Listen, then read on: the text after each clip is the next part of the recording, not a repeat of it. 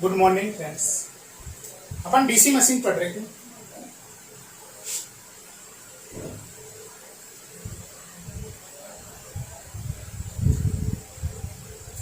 DC machine पढ़ रहे थे। अब डीसी मशीन में अपन ने अभी उसका बेसिक स्टार्ट किया था। अपन ने उसका कंस्ट्रक्शन देखा था, है ना। पहले बेसिक पढ़ा था, फिर उसके बाद में उसका कंस्ट्रक्शन देखा था। तो कंस्ट्रक्शन में अपन ने स्टेटर के बारे में पढ़ा था, योक पोल्स पढ़े थे, फील्ड के बारे में पढ़ा था, कम्यूटेटर पढ़ा था, ब्रूस पढ़ा था। और उसके बाद में अपन ने थोड़ा सा डिस्कशन वाइंडिंग के ऊपर डिपेंड किया। वाइंडिंग में अपन ने बताया था कि दो टर्न्स मिलकर के, बहुत सारे टर्न्स मिलकर के आपकी कोयल बनाते हैं। कोयल्स को ही आप वाइंडिंग भी बोल सकते हो, है ना। और दो कंडक्टर क्या होता है, आपके पास एक्टिव लेंथ होती है किसी भी कंडक्टर की एक्टिव लेंथ जो किसके बीच में रहती है या जो कहाँ पे रखी रहती है, आपकी मैग्नेटिक फील्ड में रखी रहती है, हाँ, उसको आप कंडक्टर बोलते हो। दो कंडक्टर मिलकर के आपके टर्न बनाते हैं। बहुत सारे टर्न या वन टर्न या बहुत सारे टर्न मिलकर क्या बनाते हैं, आपकी कोयल बनाते हैं। मोर देन 2 टर्न्स कोयल बनाते हैं और कोयल्स को आप वाइंडिंग करते हैं। अभी बहुत सारे कोयल्स मिलकर के आपकी वाइंडिंग बना देती है, ठीक है। अपन ने कोयल स्पान के बारे में भी डिस्कशन किया था कि कोयल की एक साइड और दूसरी साइड के बीच की जो डिस्टेंस होती है वो कोयल स्पान होती है, हाँ। पोल पिच के बारे में भी डिफाइन किया था कि 2 एडजेसेंट पोल, जैसे एक नॉर्थ एक साउथ है, एक नॉर्थ एक साउथ है, दोनों नॉर्थ साउथ के बीच की जो डिस्टेंस होती है उसको आप पोल पिच बोलते हो। अगर पोल पिच और कोयल स्पान अगर दोनों सेम होती है तो आपकी फुल पिच वाइंडिंग होती है, अदरवाइज आपकी शॉर्ट पिच वाइंडिंग होती है। अगर ये लेस देन होती है तो शॉर्ट पिच वाइंडिंग होती है। अब उसके बाद में अपन वाइंडिंग में थोड़ा सा डिस्कशन कर रहे हैं। सिंगल लेयर वाइंडिंग,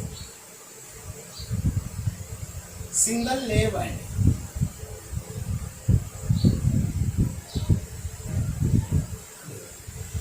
जो आपके आर्मेचर के सोर्स होते हैं, ये आपका आर्मेचर के सोर्स, ये आपके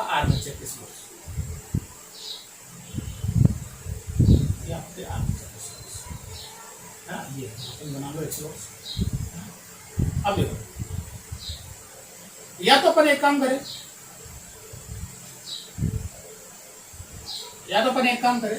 कि ये एक स्लॉट है ना, इसी में केवल एक वाइंडिंग डाल दे, एक ही वाइंडिंग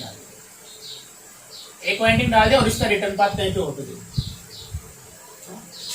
और इस वाइंडिंग को जब आप किसी भी स्लॉट में केवल एक ही वाइंडिंग डालते हो, कोई इंसुलेशन नहीं करते हो, केवल एक ही वाइंडिंग डालते हो, या फिर आप बोल सकते हो कि एक वाइंडिंग जैसे अभी मेरे पास ये वाइंडिंग, मेरे पास कोई वाइंडिंग है, ये आपके पास कोई वाइंडिंग है। इसको ज्यादा टर्न्स बना लेते हैं।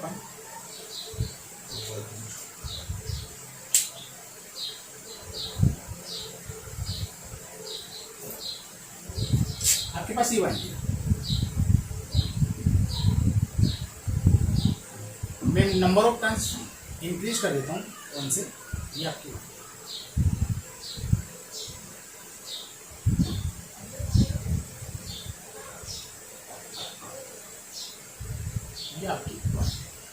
ठीक है, जैसे ये आपकी वाइंडिंग है ना। अब इस वाइंडिंग की ये वाली साइड, एक साइड की ये है वाइंडिंग की और एक साइड वाइंडिंग की है ना। तो इस वाइंडिंग की एक साइड किसी एक स्लॉट में डाल दो, एक कंडक्टर नहीं, किसी एक वाइंडिंग की एक साइड को आप एक स्लॉट में डाल देते हो, तो उस वाइंडिंग को बोलते हो सिंगल लेयर वाइंडिंग।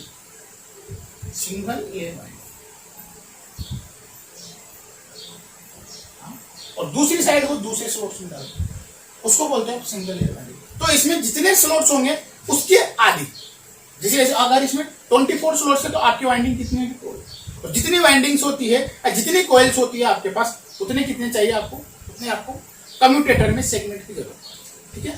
थोड़ा सा इसके बारे में देख लेते हैं। One coil side is placed in one slot, one coil side is placed in one slot. एक स्लॉट में एक कॉइल साइड को अपन प्लेस करते हैं। It is single layer winding,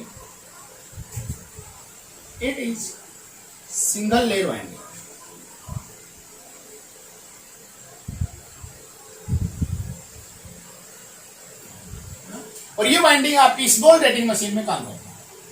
और small rating machine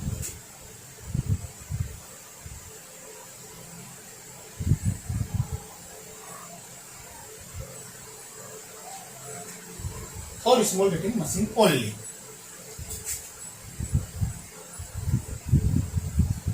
single layer winding के बारे में आपने पढ़ा कि सिंगल लेयर वाइंडिंग आपके पास वो वाइंडिंग होती है जब किसी भी कोयल की एक साइड को आप एक वाइंडिंग में डालते, एक स्लॉट में डालते हो ना, एक कोयल की एक साइड आप एक स्लॉट में डालोगे, उस वाइंडिंग को आप बोलोगे सिंगल लेयर वाइंडिंग। हाँ, अगर मेरे को मल्टीप्लेक्सिटी वाइंडिंग करना, मल्टीप्लेक्सिटी वाइंडिंग, डुल लेयर या ट्रिपल लेयर मल्टीप्लेक्स,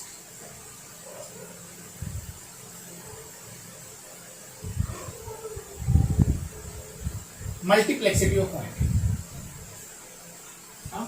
तो क्या करना है, जैसे ये आपके आर्मेचर की कोर, मैं थोड़ा सा स्लॉट बड़ा बना रहा हूँ ना, थोड़ा आपको अच्छी तरह से समझने में आएगा।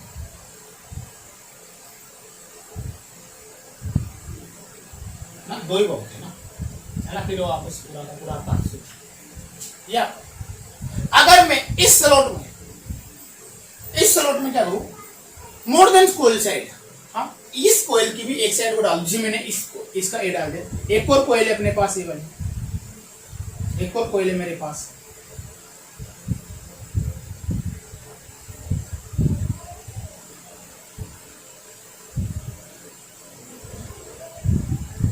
इस कोयल की ये साइड मैंने इसमें डाल दी। जब आप टू या मोर देन टू साइड्स अगर आप इस एक स्लॉट में डाल देते हो, जैसे मैंने एक साइड इसकी डाली, इसकी एक साइड को ए बोल देता हूं, ये ए डेस है, ये बी और ये बी डेस, तो मैंने यहां पे आपके पास पहले ए पूरी की पूरी साइड को डाल दिया ए को, हाँ फिर यहां पे मैंने इंसुलेशन दे दिया, मैंने क्या लगा दिया, इंसुलेशन लगा दिया, फिर मैं बी साइड को डाल दिया किसी और को, फिर मैंने इंसुलेशन। जब आप मोर देन वन कोयल को अगर एक स्लॉट में प्लेस करो तो उसको बोलते हैं मल्टीप्लेक्स या मल्टी लेयर वाइंडिंग। अगर दो लेयर को रखोगे तो डुप्लेक्स वाइंडिंग, 3 लेयर को रखोगे तो ट्रिप्लेक्स वाइंडिंग, 4 लेयर को रखोगे तो क्वाड्रेक्स वाइंडिंग। हाँ लेकिन इसमें एक सबसे बड़ी कंडीशन ये है कि यहां पे number of windings equal to number of slots. In that conditions number of winding equal to number of slot, इससे ज्यादा आप वाइंडिंग्स नहीं डाल सकते। तो आपने क्या किया, कुछ एक वाइंडिंग का एक सिरा, बी वाइंडिंग का बी सिरा, सी वाइंडिंग का सी सिरा भी डाल सकते हो, हाँ जितना आपके पास। तो इससे क्या हुआ कि आपके पास जो ये स्लॉट था उसका पूरा का पूरा स्पेस आपने यूटिलाइज किया, है ना, यहाँ पे आपके पास स्पेस नहीं बचा, इस स्लॉट को पूरा का पूरा आपने यूटिलाइज ले लिया, लेकिन आपने सिंगल लेयर में आपने इसको पूरा यूटिलाइज नहीं लिया था, कुछ स्पेस बच गया। तो इससे आपने क्या किया, पूरा का पूरा यूटिलाइज ले लिया, मैकेनिकली आपका ये रोबस्ट हो गया, टाइट हो गया, अच्छी हो गई। जो आपकी वाइंडिंग है, पहले भी यहाँ पे एक ही वाइंडिंग है, 3 या 4 वायर रखे हुए थे, लेकिन अब यहाँ पे 3-4 वाइंडिंग के 25-30 वायर आ गए। तो यहाँ पे क्या हुआ, आपका मैकेनिकली स्ट्रॉन्ग बन गई ये वाली वाइंडिंग। और क्या हुआ, यहाँ पे आपको नंबर ऑफ कंडक्टर्स अगर एक स्लॉट में अगर आप ज्यादा डाल रहे हो, अगर आप नंबर ऑफ कंडक्टर से एक स्लॉट में ज्यादा डाल रहे हो तो आपको क्या करेगा, वाइंडिंग की ज्यादा वाइंडिंग के लिए कम स्लॉट की जरूरत पड़ेगी। हाँ, तो आपको नंबर ऑफ स्लॉट्स की भी कम रिक्वायरमेंट है। हाँ, तो आप इससे बोल सकते हैं कि आपने आपकी मशीन की साइज को भी रिड्यूस कर दिया, आपने आपकी मशीन की साइज को भी रिड्यूस कर दिया, क्योंकि नंबर ऑफ स्लॉट्स की रिक्वायरमेंट कम हो गई अपने पास। ठीक है, अब इसके बारे में थोड़ा सा क्लियर है।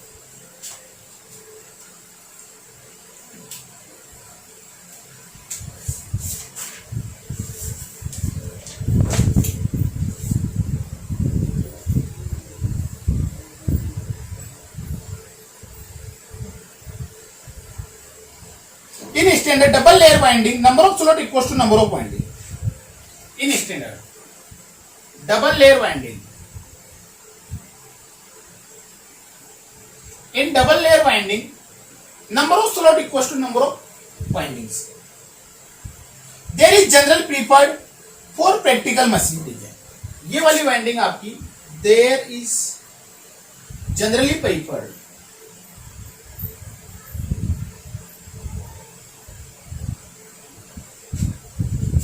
for practically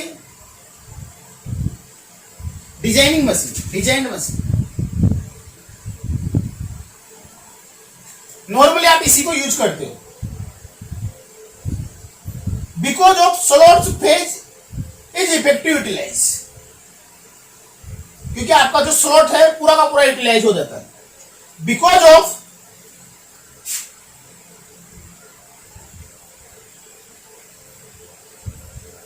slot is effectively utilise,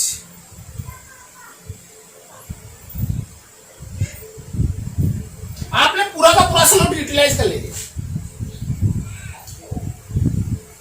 winding is mechanically more stable, ये वाली winding is mechanical more stable, ठीक है। डबल लेयर वाइंडिंग की अगर अपन बात करें तो क्या होता है, नंबर ऑफ वाइंडिंग और नंबर ऑफ स्लोट्स बराबर होते हैं। सबसे पहले बात ये जनरली प्रैक्टिकल मशीन्स में आप इसी को प्रीफर करते हैं। हाँ, यहां पे एक और बात, multicity factor, multicity factor, multicity factor क्या होता है, इसको आप स्मॉल एम से डिनोट करते हैं। इनकी डिजाइन के लिए जनरली ये वाली वाइंडिंग प्रीफर की जाती है, क्योंकि इसमें क्या है, आपका जो स्लोट्स है वो इफेक्टिवली पूरा का पूरा आपने यूटिलाइज कर लिया, पूरा का पूरा आपने यूटिलाइज कर लिया है ना, और ये मैकेनिकल भी स्टेबल हो जाती है, ठीक है। अगर मैं 2 की जगह 3 वाइंडिंग डालू, 4 डालू, 5 डालू, है ना, तो इसके बारे में एक लाइन लिख लेते हैं, ज्यादा लिखने की जरूरत नहीं है।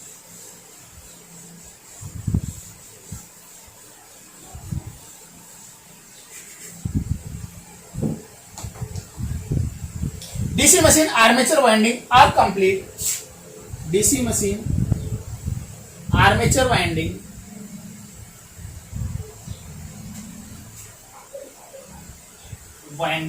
are completely closed type,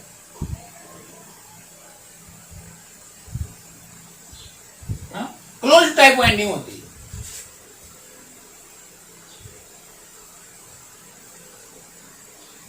If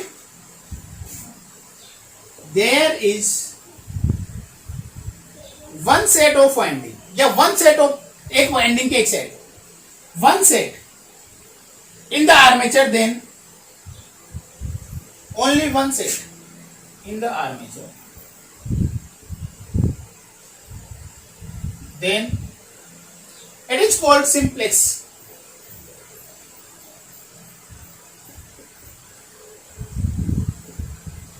Simplex. Similar, if there is 2 sets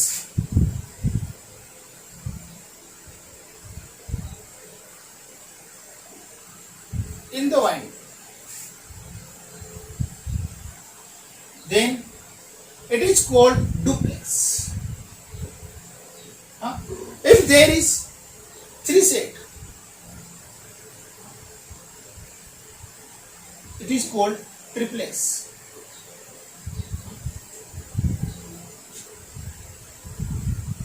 इस केस में अगर आप देखो तो मल्टीसिटी फैक्टर क्या हो जाएगा, m की वैल्यू 1, इसमें क्या हो जाएगी m की वैल्यू 2, इसमें क्या हो जाएगी m की वैल्यू 3। एक बार मैं रिवाइज करवा देता हूं। DC machine armature winding are completely closed type windings. If there is only one such set in the armature, then it is called simplex with multiplicity factor 1. And if there is 2 such sets arranged parallel, है ना, दोनों set आपके parallel में arrange होंगे, it is called duplex winding. अगर 3 set होंगे तो triplex winding, 4 set होंगे तो क्वाड्रेक्स वाइंडिंग, है ना, या आपकी मल्टीप्लिसिटी ऑफ द वाइंडिंग, है ना। और जो ये सेट्स होते हैं वो किसमें होते हैं, पैरेलल में होते हैं। तो जो ये सेट्स होते हैं, जैसे भी मैंने माने कि अब ये वाइंडिंग क्या हो गई आपके पास, जैसे इसमें 3 वाइंडिंग है तो 3 पे से मेरे पास सिंप्लेक्स वाइंडिंग, ये सिंप्लेक्स वाइंडिंग, केवल एक ही क्लोज पाथ होगा। तो यहाँ का मान लो वोल्टेज 12 वोल्टेज है ना, यहाँ का 12 वोल्टेज, यहाँ पे मैंने करंट मान लिया 1 एम्पीयर।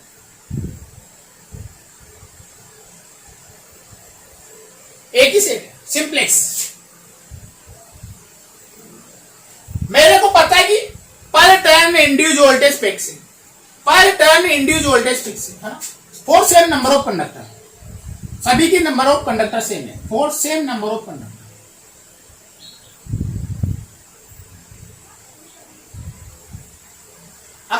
पास कंडक्टर भी सेम है या आपके पास नंबर ऑफ टर्न्स भी सेम है। यहाँ पे मैंने को मान लिया कि ये कितने टर्न्स थे, 100 टर्न्स, 100 टर्न्स। अब मेरे को इसी वाइंडिंग को, इसी मशीन को मेरे को डुप्लेक्स बनाना है, तो मैंने क्या किया, 2 वाइंडिंग लगाओगे डुप्लेक्स, 2 पैरेलल पाथ बनाओगे, आपके पास ये 50 इधर, ये हो रही 50, दोनों पैरेलल पाथ बना दे। अब देखो, क्योंकि यहां पे जब 100 थे तो इंड्यूस वोल्टेज तो 12 वोल्टेज है, इसको भी 100 वोल्टेज ही ले लो। अब 50 ही रहेंगे ना दोनों, 50-50, तो ये वाला वोल्टेज कितना हो गया, 50। एक टर्न में 1 एम्पेयर करंट जा रही, तो किधर भी 1 एम्पेयर जाएगी आपके पास, यहाँ पे भी 1 एम्पेयर जाएगी, तो यहाँ पे 1 एम्पेयर। अगर आप रेटिंग देखोगे तो करंट इंटू वोल्टेज करोगे तो यहाँ पे 1 इंटू 100 होगा, और यहाँ पे भी आपके पास 2 इंटू 50 होगा। ये डुप्लेक्स वाइंडिंग। अगर ट्रिप्लेक्स वाइंडिंग की बात करें तो 3 वाइंडिंग्स बना, 4 बना लो, चलो 4 पैरेलल पाथ बना लो। अभी करंट तो सेम रहेगी, लेकिन वोल्टेज कितना हो जाएगा आपके पास, 25 voltage. Current 1 ampere 1 ampere 1 ampere 1 ampere, number of time भी इसके पास 25 रहेगा, 25। तो देखो क्या हो रहा है, जब अपन डुप्लेक्सिटी मल्टीप्लिसिटी फैक्टर यहाँ पे 1 है, यहां पे मल्टीसिटी फैक्टर 2 है, यहां पे मल्टीसिटी फैक्टर 4। जब अपन मल्टीसिटी फैक्टर को बढ़ाते जा रहे हैं, डुप्लेक्स, ट्रिप्लेक्स, फोरप्लेक्स, तो क्या हो रहा है, करंट तो बढ़ रही है आपकी। देखो यहाँ पे 1 एम्पियर करंट थी, अगर मैं यहाँ पे देखूं तो 2 एम्पियर करंट हो जाएगी, यहाँ पे देखूं तो मैं 4 एम्पियर करंट हो जाएगी। आगे अगर मैं ज्यादा पैरेलल पाथ बढ़ाऊंगा तो ज्यादा करंट होगा। तो क्या हो रहा है आपकी, क्या हो रहा है, करंट रेटिंग इंक्रीज हो रही है but voltage rating is decrease. इस केस में क्या हो रहा है, आपकी करंट रेटिंग तो इंक्रीज हो रही है लेकिन आपकी वोल्टेज रेटिंग डिक्रीज हो रही है। चलो ठीक है, समझने में आया, लिखा है इसके बारे में। चलो एक लाइन लिख लो, ज्यादा नहीं है ना।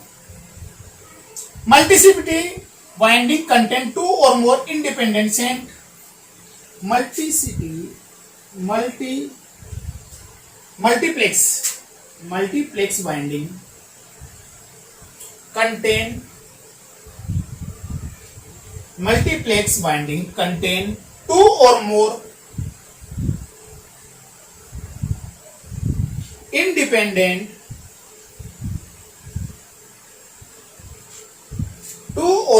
independent set which arranged in parallel,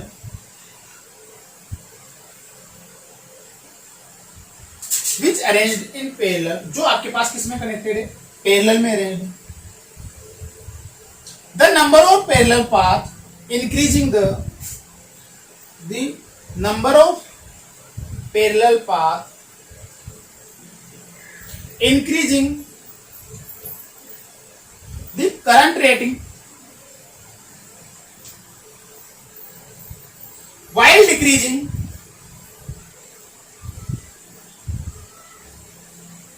voltage rating। जैसे जैसे आप नंबर ऑफ पाथ को इंक्रीजिंग कराओगे तो करंट रेटिंग तो बढ़ेगी लेकिन वोल्टेज रेटिंग घटेगी।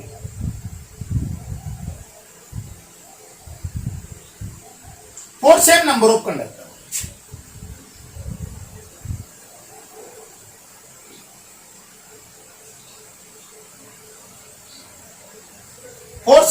कंडक्टर, ठीक है, इसलिए इसको आप रेयरली प्रीफर्ड करोगे। There are rarely preferred, these winding are really preferred, बहुत कम आप इसको यूज करें। These windings are really preferred, ठीक है। अब अपन पढ़ते हैं टाइप्स ऑफ वाइंडिंग के बारे में।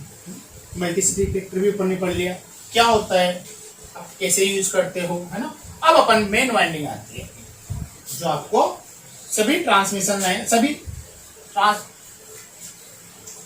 सभी मशीन्स में या सभी जो भी आपके पास मशीन पड़ोगे जिसमें आपको यूज करना है ना, सभी प्रकार की मशीन में आप जो वाइंडिंग यूज करते हैं ना, अब वो अपन पढ़ते हैं टाइप्स ऑफ वाइंडिंग।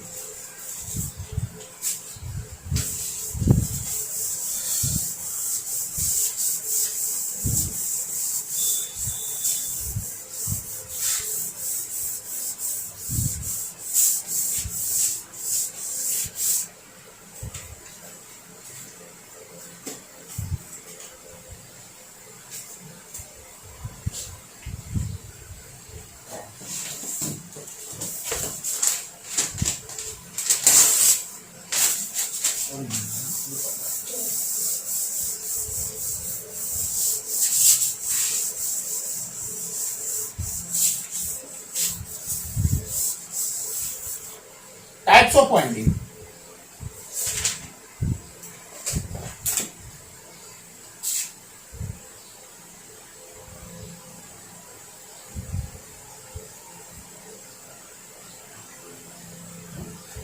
तो सबसे पहले अपन टाइप्स पढ़ लेते। देखिए पहली फर्स्ट टाइप है आपके पास कंसेंट्रेटिंग वाइंडिंग।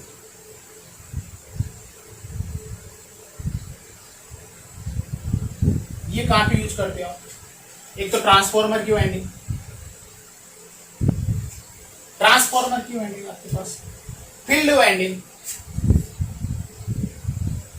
फील्ड वाइंडिंग आपके पास डीसी मशीन की भी हो सकती है और सिंक्रोनस मशीन की, सिंक्रोनस मशीन में साइलेंट पोल।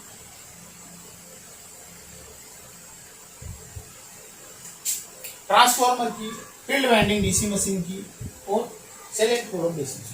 उसके बाद में आप दूसरी जो आप सबसे ज्यादा यूज करते हो वो है distributed winding. Distributed winding, distributed winding में आप all AC machines armature winding, सभी एसी मशीन्स की आर्मेचर वाइंडिंग को आप इसमें यूज करते हैं। ये भी आपकी दो तरह की होती है, एक तो ओपन और एक क्लोज्ड। एक ओपन वाइंडिंग होती है, एक क्लोज वाइंडिंग होती है। जो ओपन वाइंडिंग को तो आप यहां यूज कर रहे हो और क्लोज वाइंडिंग को आप यूज कर रहे हो।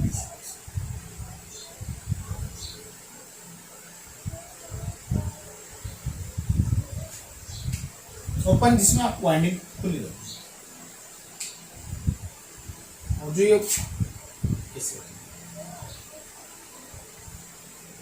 क्लोज, ठीक है, इसमें ज्यादा लिखने की जरूरत है। जो ये क्लोज्ड वाइंडिंग है ये भी आपके पास अगर आप लिखना चाहो तो एक तो ड्रम वाइंडिंग होती है और एक होती है आपकी ग्रेम, हाँ Graeme winding, Graeme ring winding. ये अभी प्रीफर नहीं कर जाती, अभी ये तो चलो पहले ग्रेम रिंग वाइंडिंग के बारे में थोड़ा सा लिख लेते हैं अपन, फिर अपन ड्रम वाइंडिंग पे चलते। ग्रेम रिंग वाइंडिंग इसको अपन पहले यूज करते थे ना, जब वाइंडिंग का इन्वेस्टमेंट हुआ था सबसे पहले इसी को यूज करते थे, ग्रेम रिंग वाइंडिंग, है ना। ये केवल ना पहले यूज की जाती थी, कभी पहले यूज की जाती थी। इसमें कैसा होता था, एक रिंग होती थी इसमें, है ना, और ये वाली रिंग, है ना, और यहां पे आपकी वाइंडिंग मिलती है।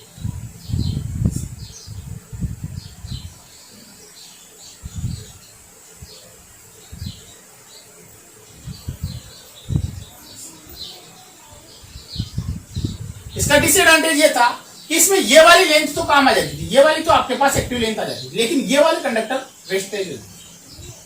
तो इससे क्या हो, आधी से ज्यादा वाइंडिंग है, आधी वाइंडिंग तो इसमें वेस्टेज हो जाती थी, इसलिए इसको आप यूज नहीं करते, है ना। इसमें इतना सा ही बहुत है, इसमें ज्यादा लिखने की कोई जरूरत नहीं। क्या मतलब, ये वाली वाइंडिंग की काम आती थी, अंदर वाले सारे सारे टर्न्स आपके बेकार हो जाते थे, उसको आप यूज ही नहीं लेते थे, तो वो आपके पास पूरा का पूरा कॉपर क्या होता था, वेस्टेज हो जाता। अपन ड्रम वाली वाइंडिंग, सिलेंड्रिकल ड्रम वाइंडिंग्स,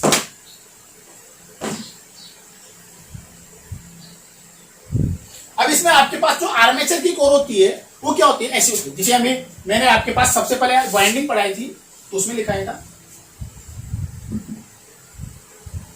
अपन ने वाइंडिंग पढ़ी थी,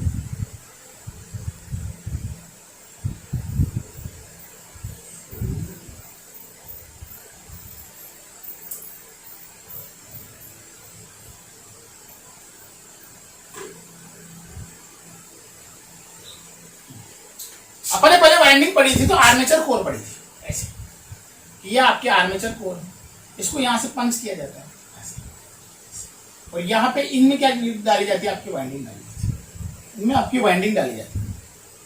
अपन ने पढ़ा था वही सेम सिलेंड्रिकल ड्रम वाइंडिंग है ये, इसकी कंस्ट्रक्शन में अपन ने पढ़ा था, है ना। तो इसके बारे में लिख लेते हैं थोड़ा सा, वही सिलेंड्रिकल यूज करेंगे, उसकी परिधि पे पेरीफेरी पे अपन स्लॉट्स बनाएंगे, उस स्लॉट्स में अपन वाइंडिंग करेंगे, उसी को drum winding. Drum winding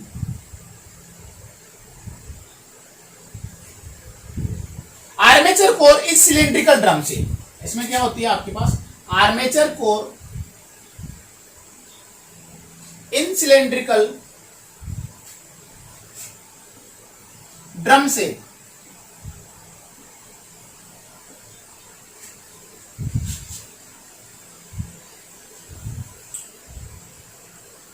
winding is placed at the slot. Winding is placed at the slot which punched at periphery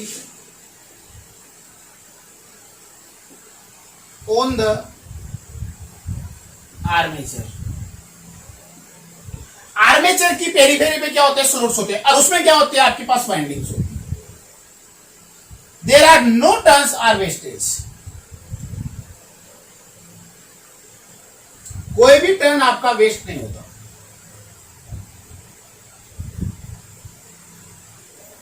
वहां पे आपके आधे से ज्यादा टर्न्स वेस्टेज होते थे. Easy to design and routine maintenance. इसको आपको डिजाइन करने में क्या होगा,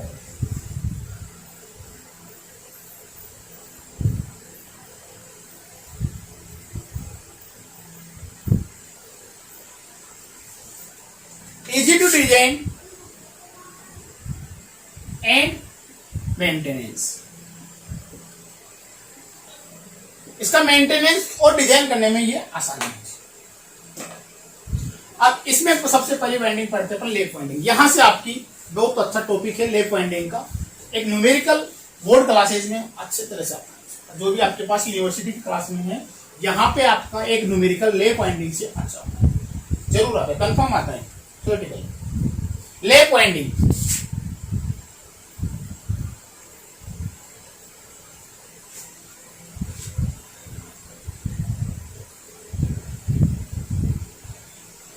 ये आपकी कोई सी भी वाइंडिंग,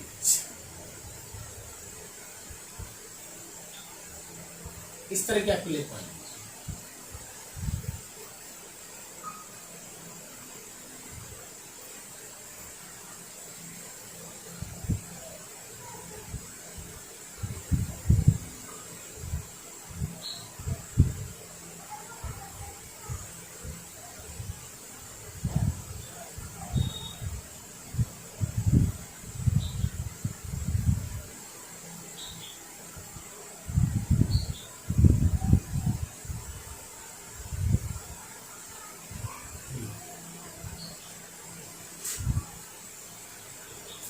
इसमें अपन कुछ डेफिनेशंस ले लेते हैं.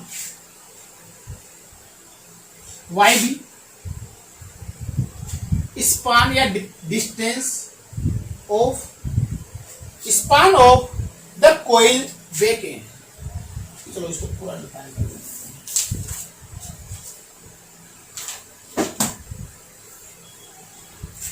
स्पान ऑफ द कोइल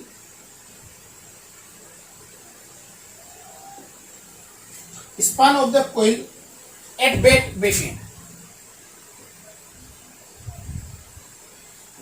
इसके जो पीछे का जैसे अभी मान लो ये अगर आप फ्रंट ले रहे हो, ये वाला फ्रंट ले रहे हो, ये वाला फ्रंट ले रहे हो, तो ये वाला बैक भाई, ये वाला चारों वायर अगर आप फ्रंट में ले रहे हो तो ये वाला बैक, तो ये इसका स्पान कितना है, इसका स्पान कितना है, उसको आप क्या बोलते हो भाई, ऐसे से Y F span of coil at front end, है ना. अगर इसको बैक लिया तो ये फ्रंट, इसका कितना स्पान,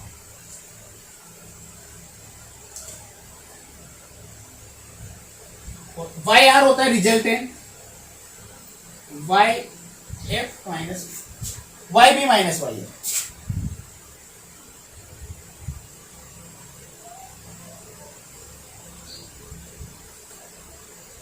और ये आपके पास मल्टीस्ट्री फैक्टर के बराबर 2 ओके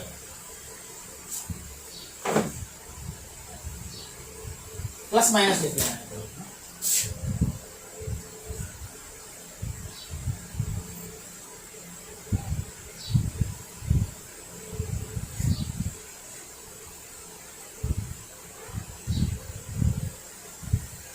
चलो इसमें थोड़ा सा ओपन होल लिख लेते हैं। अगर ये लिख लेता हूं, if YB is greater than YF, तो क्या आएगा आपके पास, रिजल्टेंट क्या आएगा आपका, है ना, पॉजिटिव। तो अपने को कहां चलना है, right hand side, right hand ऐसे आगे चलते हैं। अगर मान लो ये वैल्यू क्या आ गई, नेगेटिव,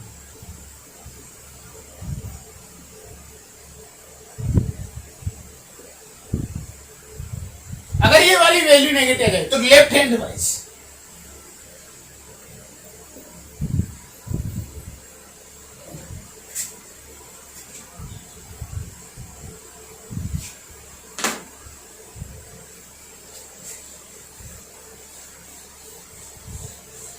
और कोई भी जब आप वाइंडिंग डिजाइन करोगे तो number of segment of commutator is equal to number of the coils, note डाल के लिखना,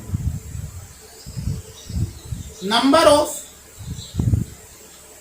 segment in commutator equal to number of coils.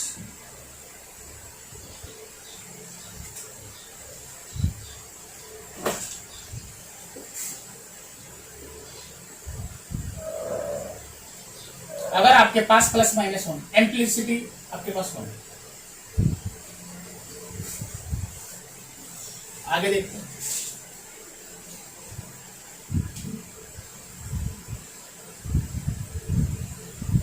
इनका एवरेज क्या होगा, Y average, Y B plus Y F divided by two, ये किसके बराबर होगा, number of conductors divided by number of poles.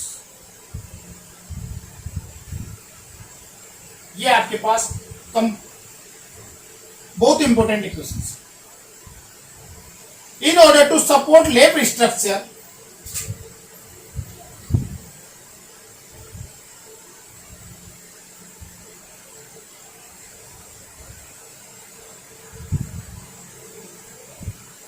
in order to support lap structure have opposite sign thereby YB,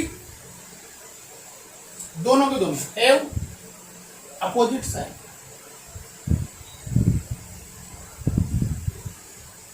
thereby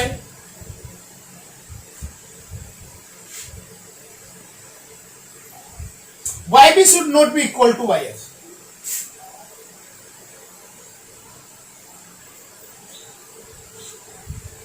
और YB minus YF किसके बराबर होना चाहिए, plus minus. अगर दोनों बराबर हो जाएंगे तो आपको पता ही नहीं चलता।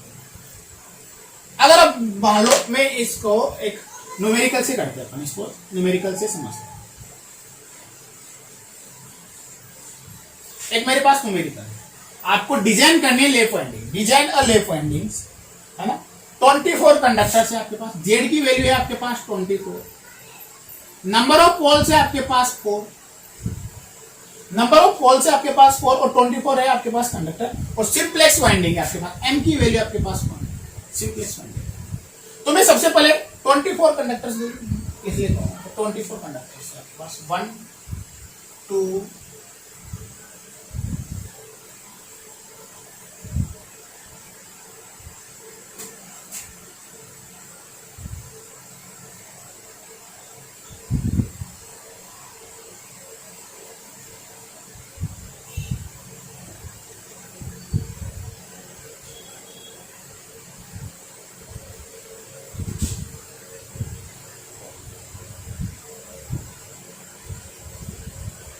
ये 1 है, ये 2 3 4 5 6 7 8 9 10 11 12 13 14 15 16 17 18 19 20 1 22 23 और 24।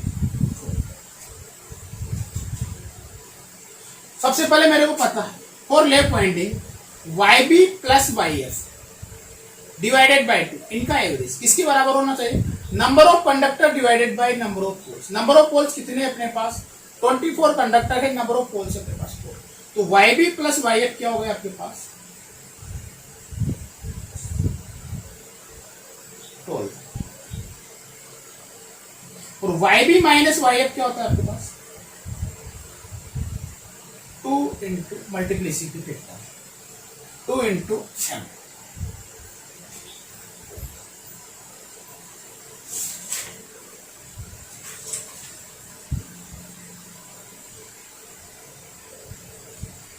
और M की वैल्यू अगर मैं क्या रख दूं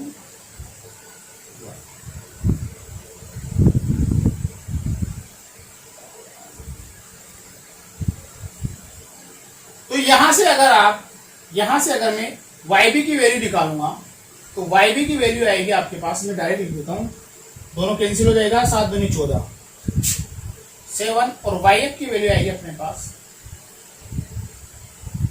क्योंकि आपके पास यहां पे YB इज ग्रेटर देन क्या है आपके पास, तो आपको क्या चलना है राइट हैंड वाइज चलना है, YB is greater than YB minus YF आपके पास पॉजिटिव आ रहा है, ये ग्रेटर देन आ रहा है, तो क्या करना है फर्स्ट कंडक्टर से मैं स्टार्ट करूंगा, मैं सबसे पहले फर्स्ट कंडक्टर से मैं स्टार्ट करूंगा,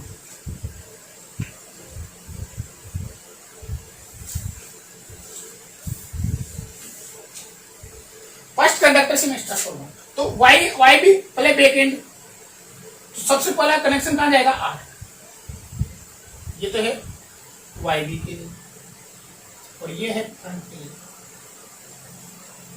तो पहला कंडक्टर कहां पे गया आपका 8 कंडक्टर, इसका कनेक्शन किससे होगा आपका 8 कंडक्टर से,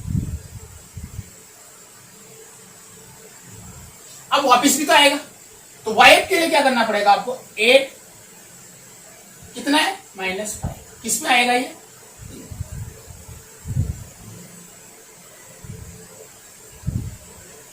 फिर क्या आ गया 3 पे आ गया, 3 प्लस से किस कहां जाओगे,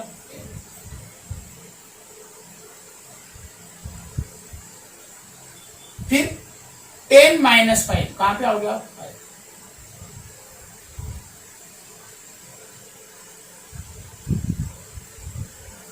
5 प्लस 7 कहां पे जाओगे आप 12 minus 5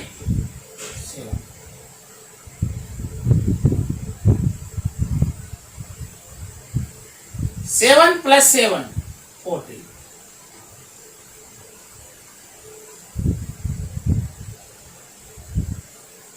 14 minus 5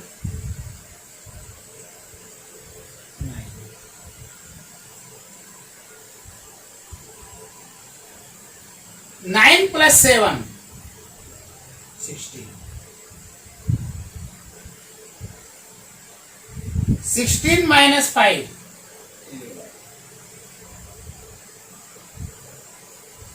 11 plus 7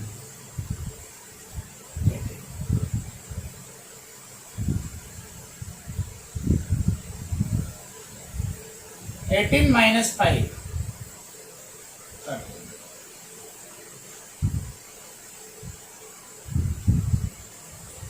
13 plus 7 20,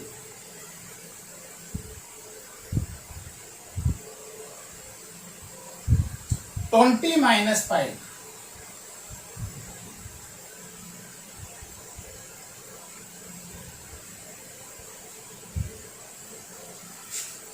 15 plus 7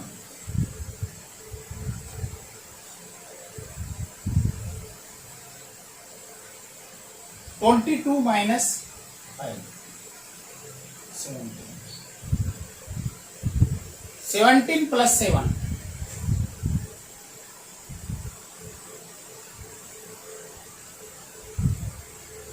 24,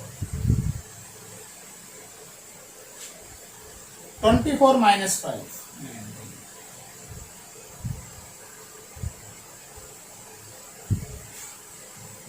19 plus 7 26, 19, इसको 8 डाल दो, तो 8 डाल दो, अब 24 तो आपके पास टोटल कंडक्टर 24 है, लेकिन 26 आया, 26 का मतलब क्या होगा, 24 प्लस 2 मतलब सेकंड वाले कंडक्टर पे जाएगा। ये वाले कहां पे आएगा, सेकंड वाले, कौन सा पॉइंट है ए, है ना। फिर 26 के बाद में 26 माइनस 5 कितना आ गया आपके पास, 20। तो ये कहां पे आने वाला है आपके, ये आपके आने वाला है 20। इसको मैं बी दे देता हूं। 21 प्लस 7 कितना होने वाला है आपका पास, 28 का मतलब क्या, 24 प्लस 4। इसको मैं सी दे देता हूं।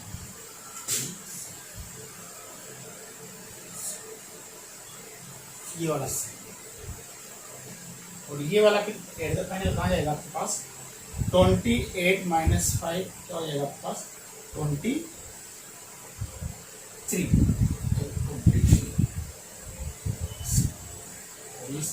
कहाँ जाएगा आपके पास, डी ले लो इसको।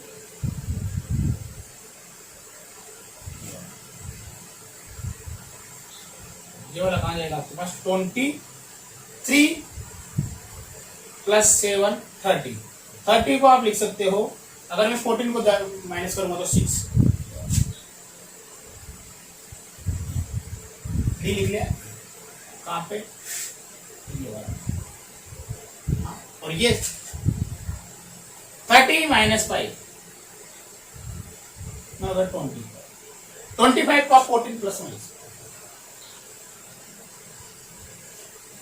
ये आपकी कौन सी वाइंडिंग बन गई, ये आपकी बन गई लेप वाइंडिंग। आपने डिजाइन कर ली लेप वाइंडिंग, YB YF निकाल, YB YF निकाले और आपने लेप वाइंडिंग बना ली पूरी की पूरी 24 कंडक्टर को ना।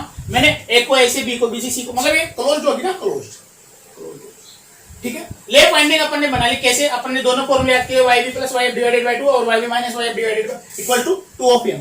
m is the multiplexity factor, multiplexity factor, ठीक है। अब सुनो,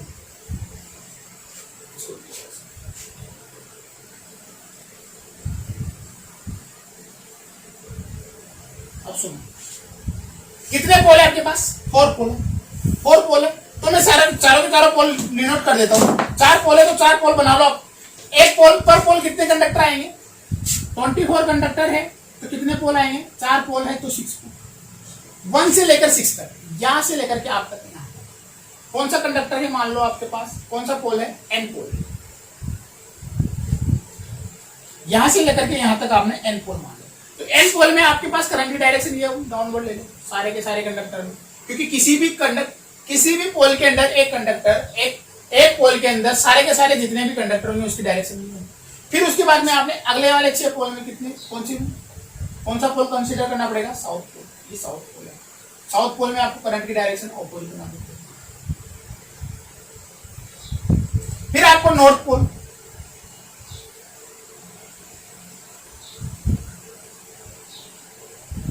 डाउनवर्ड, और ये साउथ पोल, अपवर्ड करंट की डायरेक्शन। क्या आपकी वाइंडिंग को डिजाइन कर देंगे पूरा, फुल एक्सप्लेनेशन। अब सुनो, यहां पे बहुत सारे पैरेलल पाथ आ गए, ये वाला पैरेलल पाथ अलग आ गया, इस वाले के लिए अलग आ गया, इस वाले के लिए अलग आ गया, इस वाले के लिए अलग आ गया। तो अगर आपको देखो आइडेंटिकल दिख रहा है तो ये एक जो कंडक्टर है और वो 30 जो कंडक्टर है, दोनों में करंट की डायरेक्शन भी सेम, दोनों में करंट की डायरेक्शन, दोनों सेम पोल के, नॉर्थ पोल के। तो इसका ईएमएफ और इसका इंड्यूस ईएमएफ बराबर होना चाहिए, इसका ईएमएफ और इसका ईएमएफ इंड्यूस ईएमएफ बराबर होना चाहिए, क्योंकि यहाँ पे पैरेलल पाथ है तो कुछ ना कुछ डिस्टरबेंस आ जाता है और आपका इंड्यूस ईएमएफ नहीं बराबर नहीं होता। यहाँ पे बहुत सारे नंबर ऑफ पैरेलल पाथ ज्यादा आ गए, 4 नंबर ऑफ पैरेलल पाथ आ गए, इसका पैरेलल पाथ, इसका पैरेलल पाथ, इसका पैरेलल पाथ और इसका पैरेलल पाथ। लेप वाइंडिंग में अगर आपको नंबर ऑफ पैरेलल पाथ निकालें, नंबर ऑफ पैरेलल पाथ, तो P बराबर है, जितने पोल होते हैं उतने आपके पास पैरेलल पाथ होते हैं। यहाँ पे ये वाला पैरेलल पाथ, ये वाला, ये वाला, ये वाला। अब सुनो, ये वाला कंडक्टर के अंदर अगर आपका कोई वोल्टेज इंड्यूस हो रहा है तो सेम वो वोल्टेज आपके पास इस वाले के अंदर इंड्यूस होना चाहिए। लेकिन कुछ पैरेलल पाथ की वजह से यहाँ पे अनसिमेट्री की वजह से यहाँ पे इनका वोल्टेज क्या हो जाता है, अलग अलग इंड्यूस हो जाता है, अलग अलग इनका वोल्टेज इंड्यूस हो जाता है इन दोनों के अंदर 1 और 13 में। अगर इनके अंदर अलग अलग वोल्टेज इंड्यूस हो गया तो एक सर्कुलेटिंग करंट आ जाएगी और ये आपके पास अनडिजायरेबल होगी। दोनों के अंदर अगर अलग अलग वोल्टेज इंड्यूस हो गया, दोनों सेम ब्रशेज से कनेक्टेड होंगे, दोनों सेम ब्रशेज से कनेक्टेड होंगे, अलग अलग अगर आपके पास वोल्टेज इंड्यूस हो गया तो आपके पास कौन सी करंट आ जाएगी, सर्कुलेटिंग करंट आ जाएगी और वो अनडिजायरेबल होगी। उसको मिनिमाइज करने के लिए आप इक्वलाइजर रिंग का प्रोटेक्शन यूज करते हैं। इक्वलाइजर रिंग का, equalizer rings are used to minimize the induced voltage due to unsymmetrical in parallel windings। Parallel winding में अनसिमेट्रिक की वजह से जो आपके पास इंड्यूस वोल्टेज हो जाता है, इनका डिफरेंट इंड्यूस वोल्टेज हो जाता है, उसके कारण आपके पास सर्कुलेटिंग करंट आ जाती है। उसको मिनिमाइज करने के लिए आप इक्वलाइजर रिंग का यूज करते हैं और वो आपको प्लेस करनी पड़ती है back end of the windings. Back and winding के बैक एंड में आपको इक्वलाइजर रिंग लगानी पड़ती है, क्योंकि अगर आप फ्रंट एंड में लगा दोगे तो आप उसकी कॉम्प्लेक्सिटी को बढ़ा दोगे, और हाँ, आप लगभग 10 to 20 आप केवल इक्वलाइजर रिंग्स लगा सकते हैं, ज्यादा नहीं लगा सकते। अगर ज्यादा लगा दोगे तो कॉम्प्लेक्सिटी बढ़ जाएगी, कॉम्प्लेक्स हो जाएगी आपकी वाइंडिंग। कैसे लगाओगे आप? इस वाली वाइंडिंग का वोल्टेज इस वाली वाइंडिंग के बराबर करना है मेरे को, तो यहां पे ये देखो, यही तो है ना वाइंडिंग, तो यहां से लेकर के इसको छोटा बना लो बारीक, है ना, क्योंकि इसको बिल्कुल बारीक, बिल्कुल थिन वायर से बनाते हो। और ये वाली वाइंडिंग कहां पे, ये वाली, ये बैक एंड है, तो यहां पे आप क्या लगाओगे,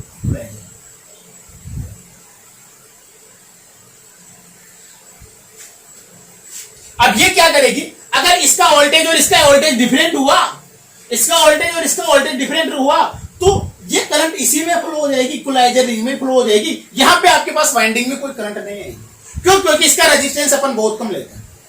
थिन वायर लेंगे, रेजिस्टेंस का क्रॉस सेक्शनल एरिया कम कर देंगे तो इसका ठीक है, रेजिस्टेंस कम लेते हैं। सेकंड अगर आपको लगानी है तो 14, ये वाली,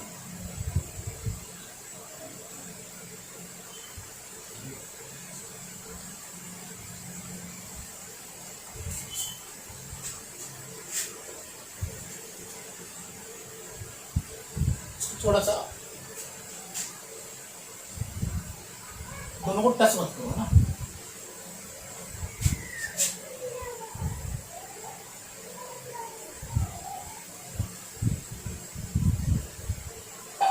ये वाली पहले वाली इक्वलाइजर,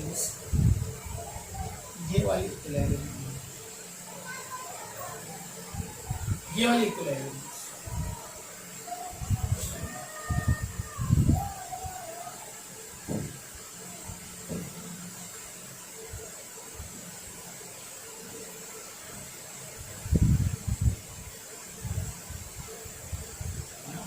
थोड़ा सा मैंने डायग्राम में थोड़ा, लेकिन ये इक्वलाइजर बैक एंड में कनेक्ट कर दिया। ऐसे आप इक्वलाइजर इसमें कितने ब्रशेज लगेंगे आपके पास? 4 ब्रशेज लगेंगे। एक ब्रशेज आप लगेगा। अगर मैं इसका कम्यूटेटर सेगमेंट का डायग्राम भी बनाना चाहूँ तो देखो,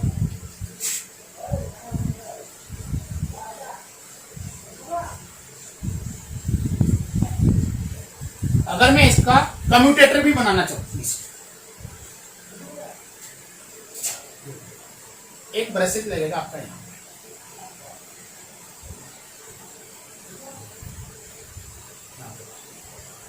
सारी की सारी करंट है, एक ब्रशेज लगेगा आपको कम्यूटेटर सेगमेंट लगाओगे, सभी में लगा दो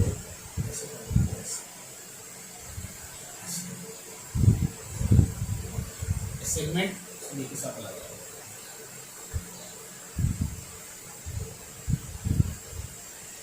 और भी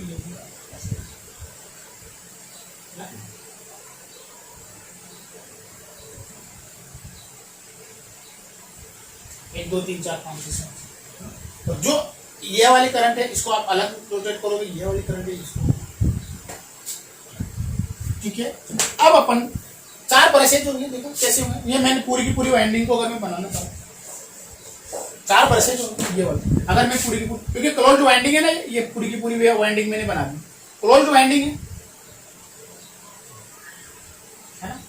नॉर्थ पोल की वाइंडिंग, नॉर्थ पोल में क्या होता है आपके पास डाउनवर्ड करंट है। तो अगर मैंने नॉर्थ पोल की ये ब्रशेज, ये भी आपका पास नॉर्थ पोल का है और ये भी आपके पास नॉर्थ पोल, तो इनकी करंट क्या होगी, मैंने मान लिया भाई इनकी करंट आउटवर्ड जाएगी, तो ये भी करंट जाएगी, ये इधर भी करंट जाएगी और इधर भी करंट। तो साउथ पोल के ब्रशेज यहाँ पे रखने पड़ेंगे। अगर यहाँ पे मान लो आई है, यहाँ पे भी आई है, तो ये कितनी हो जाएगी I/2, ये भी कितनी हो जाएगी I/2, ये भी कितनी हो जाएगी I/2, ये भी कितनी हो जाएगी I/2 प्लस I/2 मिलके क्या हो जाएगी I/2 प्लस I/2 मिलके क्या हो जाएगी I। ये दोनों रिंग्स, ये दोनों रिंग्स कनेक्टेड होते हैं।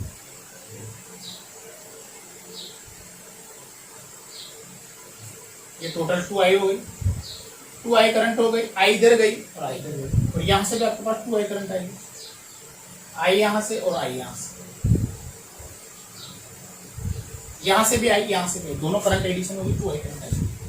अगर आप देखिए यहाँ पे लोड लगा लो, आप लगाना चाहिए, ठीक है।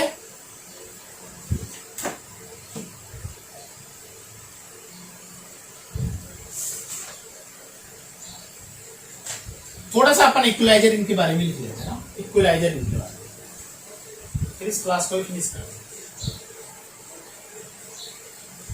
इक्वलाइजर इनके बारे में मैंने आपको एक्सप्लेन किया, क्यों यूज करते हो भाई आप, क्यों, क्योंकि यहाँ पे आपके पास वोल्टेज इंड्यूस अलग अलग हो जाता है, तो उसके कारण आपको बैलेंस्ड बनाने के लिए आप इक्वलाइजर इनको यूज करते हैं। थोड़ी थ्योरी है, 10 मिनट का और थ्योरी है। द नेचर लेप वाइंडिंग,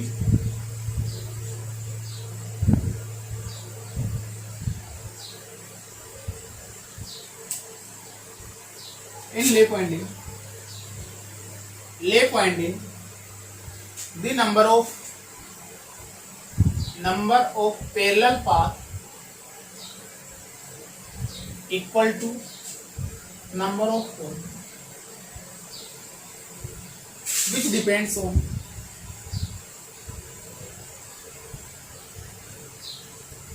multiplicity।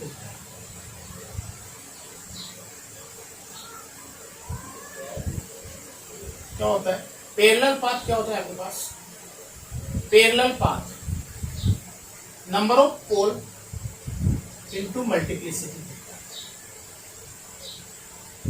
है ना, ये होते हैं आपके पैरेलल पाथ, ठीक है।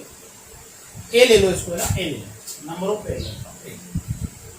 This winding is also called parallel winding, this winding also called parallel winding. और जो भी पैरेलल वाइंडिंग होती है, it means in parallel winding मैंने बताया था करंट रेटिंग हाई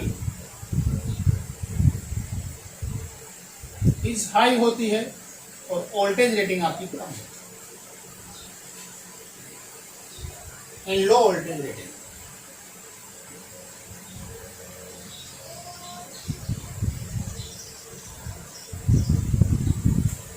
सेकेंड लिखो, due to large number of parallel path, due to large number of parallel path,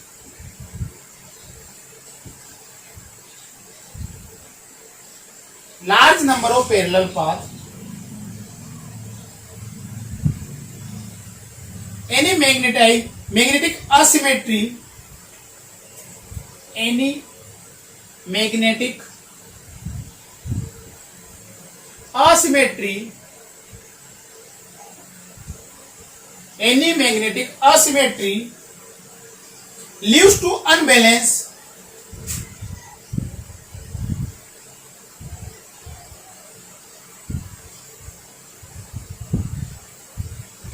leads to unbalance induced EMF, induce voltage in any parallel path.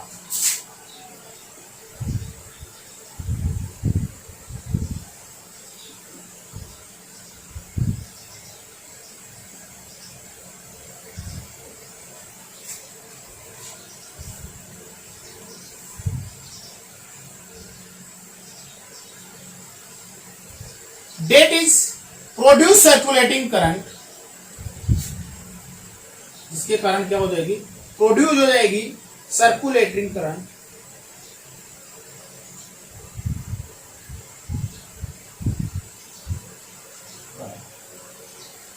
Circulating current part की produce हो जाएगी, विच interfere with the कम्यूटेशंस, विच जो कि interface करेगी, interface या disturb करेगी, विच disturb the कम्यूटेशंस, कम्यूटेशंस को आप डिफरेंस डिस्टर्ब करेगी, टू प्रोड्यूस पाथ,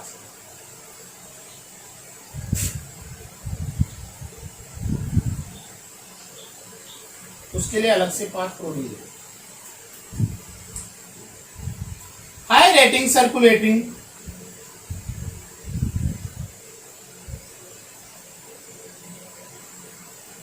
ठीक है, इसके लिए आप इक्वलाइजर रिंग का यूज करते हो ना। Therefore high rating large parallel paths, therefore high rating machine और large parallel path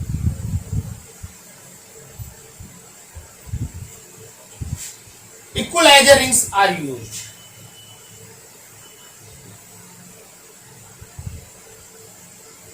Ring are used, ठीक है, इसलिए आप इक्वलाइजर रिंग को यूज करो। अब इक्वलाइजर रिंग क्या होती है इसके बारे में एक दो पॉइंट लिख लेते हैं।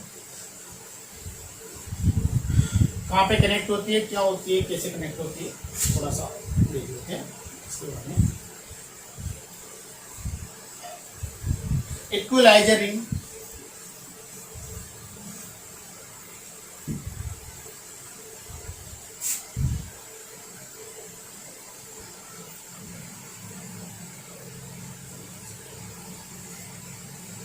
बहुत इंपॉर्टेंट है भाई इक्वलाइजर रिंग्स, इसके बारे में क्वेश्चंस भी बहुत आते हैं। There are thick conductor, thick conductor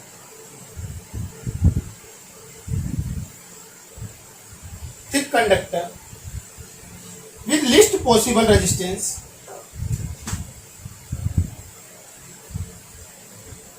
possible resistance, सबसे कम रेजिस्टेंस होता है, located at back end of the armature winding, located at back end of armature winding, back end of armature winding, equipotential coil are placed, equipotential coils are placed respectively equalizer rings, equipotential coil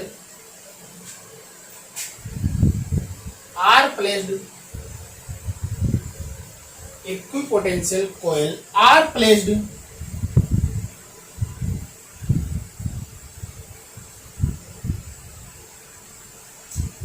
respectively equalizer rings,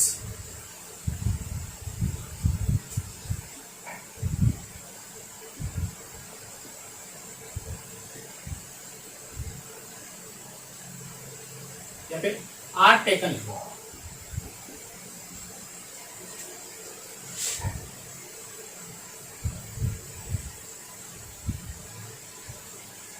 equipotential coil are located at twice of pole pitch,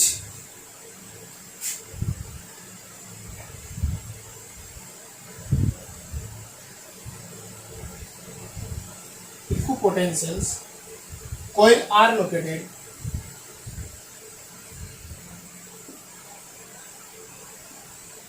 8 twice of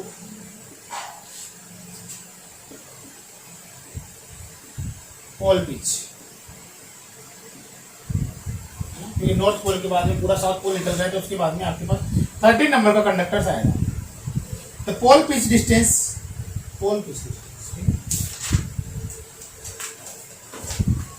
due to any unbalance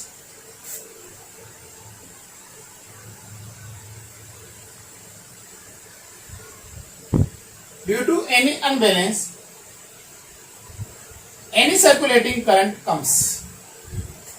If any circulating current comes, अगर आपकी कोई भी current आ जाती है, it won't enter to front end but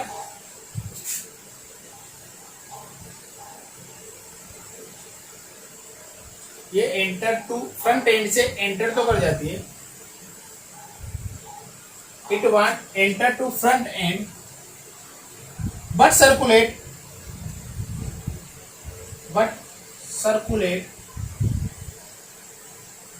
back end of equalizer rings, back end in equalizer rings.